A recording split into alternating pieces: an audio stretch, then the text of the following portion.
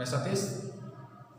अभी आपका कक्षा 10वीं विषय हिंदी कवित्व। इससे पहले हम लोग सवैया पढ़ चुके। अब हम लोग कवित्व में आते हैं। यह देव जी के बारे में, देव जी के रचित हैं और देखते हैं कि डाल ध्रुव, इस पंक्ति में क्या कहा गया है। डाल ध्रुव पल्ला बिछौना नौ पल्लव के, सुमन झिंगुला सुहे तन सभी भारी गए। डाल डाल यहाँ डाल ध्रुव पल्ला, ठीक है।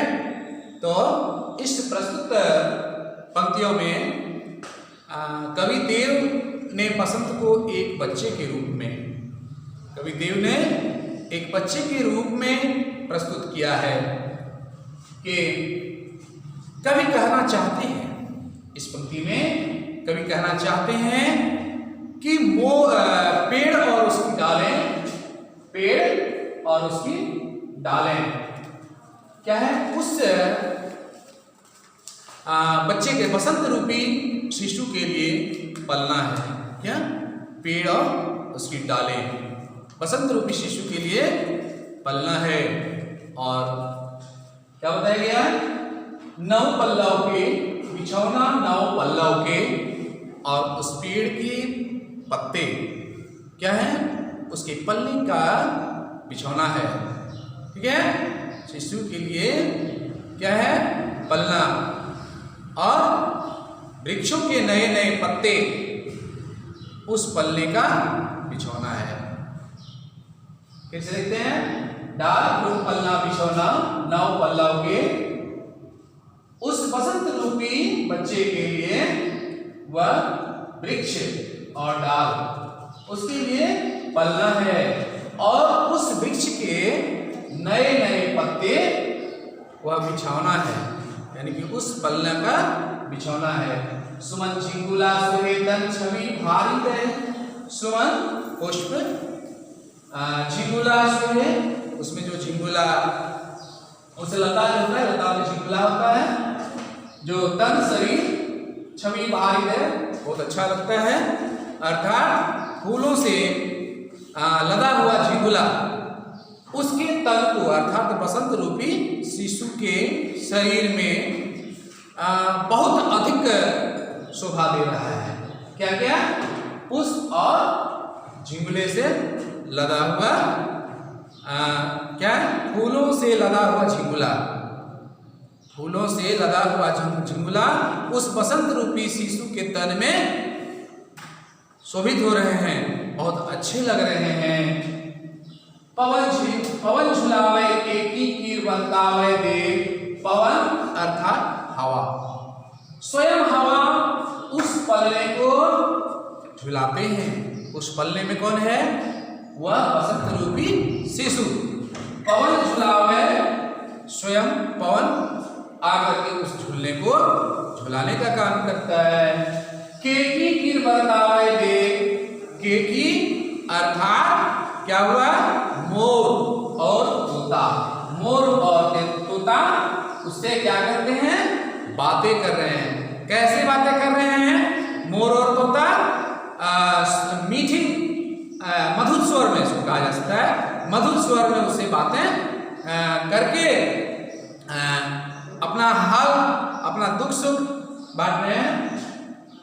अर्थात उस बसंत रूपी बच्चे को, बच्चे का पलना क्या करते हैं? पवन स्वयं झुला रहे हैं, और तोता, यह बताया गया कि मोर और तोता मधुर स्वर में उनसे बातें कर रही है। फिर है कोकिल हलावे गुलसावे कर तारी गए। कोकिल अर्थात कोयल, हलावे गुलसावे कर तारी गए। कोकिल कोयल, कोयल आ आकर उसे हिलाती है, उस पल्ले को हिलाती है तथा तालियां बजा बजा कर प्रसन्न करती है। किसको? उस बसंत रूपी शिशु को। पूरित पराग सो उतारो करे गाई नौन। तो पूरित पराग सो, यहां बताया गया है कि ना वह पराग के कणों को उड़ाकर मानो राइनोन की रस्में पूरी कर रहा है। राइनोन क्या होता है? बच्चे को नजर न लग जाए, ठीक है, ताकि बच्चे यानी बसंत रूपी शिशु को किसी की नजर न क्या बसंत रूपी शिशु पर किसी की नजर न लग जाए।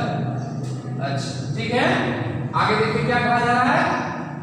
कंज कली नायिका लताम सी साई गए, और उस बगीचे में जो है कुंज कली, उस बगीचे में कुंज के फूलों से लदी लताएं, कुंज के कुंज कली अर्थात कुंज के फूलों से लदी लताएं, मानो यह दिया हुआ है कि कुंज कली नायिका, यह दिया कुंज के फूलों से लदी लताएं क्या है? मानो साड़ी, नायिका की साड़ी है, वह साड़ी के समान है। और क्या है जो कि कुंज कली, यहां ध्यान सुना है कि कुंज कली फूलों से लदी लताएं मानो सुसज्जित साड़ी है, जिसे नायिका क्या की है? जिसे नायिका ने सिर तक ओढ़ रखी है। किसको? कुंज के फूलों से लदी लताओं को। वह क्या क्या माना है उसको? साड़ी, सुसज्जित साड़ी, जिसे नायिका क्या की है? अपने सिर तक ओढ़कर रखी है। मदन महिप जू को बालक बसंत ताही, यहां मदन महिप जू को बालक बसंत ताही, तो इसमें बताया गया है। और आगे देख लेते हैं। प्रातः की जगह गुलाब चटकारी दे, इसमें बताया गया है किस प्रकार बसंत मानो कामदेव जी का एक नन्हा बालक है, जिसे जगाने के लिए प्रातः काल में हर रोज गुलाब चुटकी बजा दिया करता है, जिससे कि वह बसंत रूपी शिशु जग जाए। ठीक है, मदन महिप जू को बालक बसंताही प्रातः ही जगावत, प्रातः ही मैंने क्या है? सुबह सवेरे जल्दी जगावत, जगाना। गुलाब चटकारी में गुलाब क्या करता है? वो चुटकी बजाकर जगाने का काम करता है। तो अभी इसमें क्या पता चला कि बसंत मानो कामदेव जी का नन्हा बालक है, और जिसे जगाने के लिए गुलाब चुटकी बजाने का काम करता है, जिससे वह बालक, कौन सा बालक? वह बसंत रूपी बालक उसे सुनकर वह जग जाए। तो अभी हम लोगों ने देख लिया कि इस प्रस्तुत पंक्ति में क्या कहा गया है। तो इस पंक्ति से अभी बहुत सारा प्रश्न इससे बनेगा कि कब सबसे पहले कि यह पंक्ति दिया हुआ रहेगा, अगर पूछा जाएगा कि यह पंक्ति के इसके रचित कौन है, यह किस पाठ से ली गई है, तो आप इसमें प्रश्न बनाएंगे क्या कि कवि, इस पंक्ति के कवि और कविता का नाम लिखें। तो कवि तो जानते हैं कौन है? देव जी है, ठीक है, और कविता क्या क्या? कवित है। अब दूसरा प्रश्न ऐसा होगा कि इस शिशु की सेवा में कौन कौन किस किस रूप में, ठीक है, इस शिशु की सेवा में कौन कौन किस किस रूप में लगे हुए हैं। तो आप देख चुके कि इस शिशु की सेवा में पवन झूला झूला रही है, ठीक है, मोर और तोता क्या कर रहा है? उससे बातें कर रही है मधुर स्वर में, कोयल ताली बजा बजा कर उसे हिलाती डुलाती है, और वह पक्षी उनकी इस प्रकार पक्षी जो है उनकी सेवा में लगी हुई है। ठीक है, तीसरा प्रश्न आप ऐसा, और आगे के प्रश्न जो है उसको आप ऐसे बना सकते हैं, जहां देखिए एक एक पंक्ति को देखेंगे कि इस बालक को जगाने का काम कौन करता है। तो अभी हम लोगों ने देखा कि कौन करता है इस बालक को जगाने का काम? प्रातः ही जगावत गुलाब चटकारी में, सुबह में इस बालक को जगाने का काम करता है गुलाब करता है। और बजाकर, कब? सुबह में, प्रातः काल में, सुबह में चुटकी बजाकर उस बसंत रूपी बालक को जगाने का काम करता है।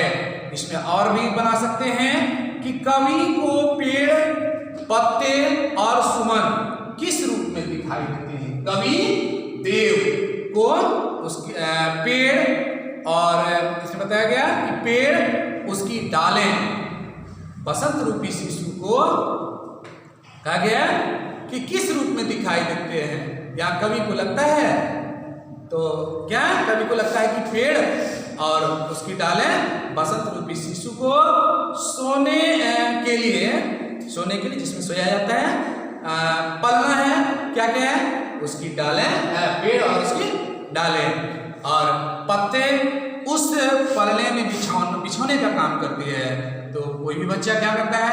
ऐसे तो नहीं सोता है, उसके लिए बिछौना चाहिए, तो चारपाई चाहिए, तो वह कौन? उस पेड़ और उसकी डाल, उस पल्ले का काम करती है, जिसको झुलाया जा सकता है, वो झूलने वाला। और उस पल्ले में क्या? बिछौना चाहिए, तो उस पेड़ के नए पत्ते बिछौने का काम करती है। और क्या?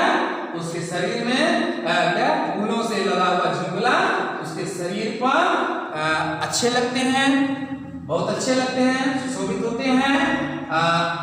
और हवा स्वयं आकर क्या करते हैं? उसके पल्ले को झुलाने का काम करती है। तोता और मोर क्या करते हैं? उससे बातें करते हैं। किससे? बसंत रूपी शिशु से। और देखिए क्या होता है? कोकिल हलावे उल्सावे करताली है, और कोयल भी आती है, उससे मीठे स्वर में बातचीत करते हैं। कौन? या कोकिल का, है ना? और उसके हालचाल को देखते हैं। फिर इस तरह से यहाँ पूरी पराग से उतारो करें राइनो।